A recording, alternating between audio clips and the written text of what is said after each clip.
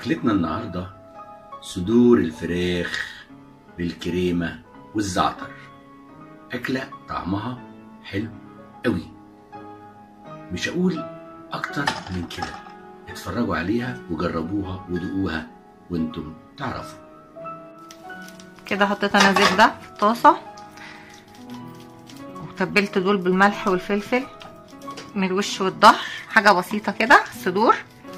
وبعدين هبتدي انزلها عشان اشوحها.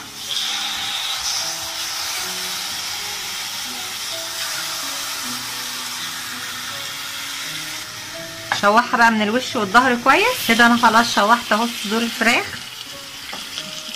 بالزبدة والملح والفلفل، وممكن رشة حبهان بس عشان الزفار.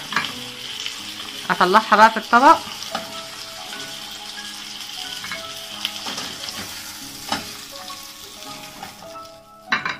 وده طبعا مش حرق ولا حاجه، ده طعمه جميل جدا، اسمه ديمي جلاس. ده بيبقى الخلاصه بقى بتاعت البهريز، فبيتحط عليه بقى الحاجه بيبقى تحفه. نزود بقى ايه زبده تاني عشان خلصت.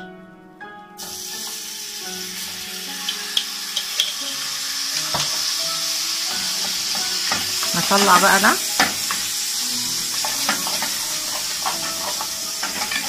ده بقى اللي بيعمل الصوص مع اللحمه، وبيعمل الصوص مع الفراخ، وبيعمل كل حاجه. بتنزل طعم الفراخ واللحمه فيه.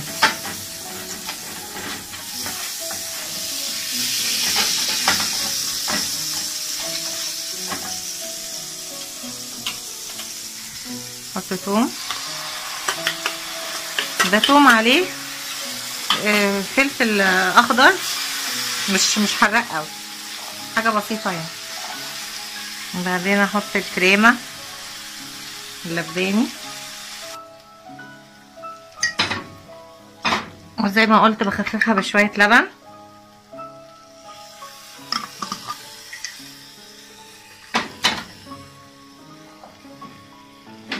نقلب بقى كده. نحط بقى الملح بتاعنا،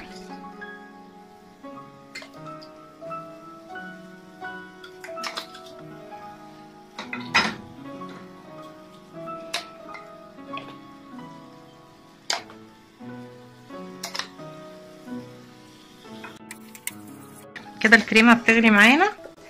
احط بقى زعتر الاخضر من الشفاه.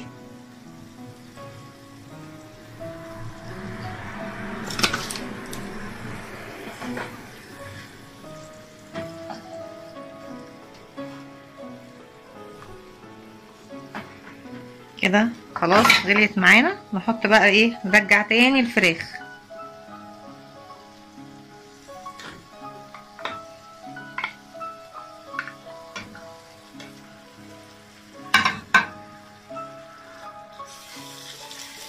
نوطي بقى النار ونسيبها تاخد تقلبتين كده معاها، وبعدين نرجع عشان ندخلها الفرن.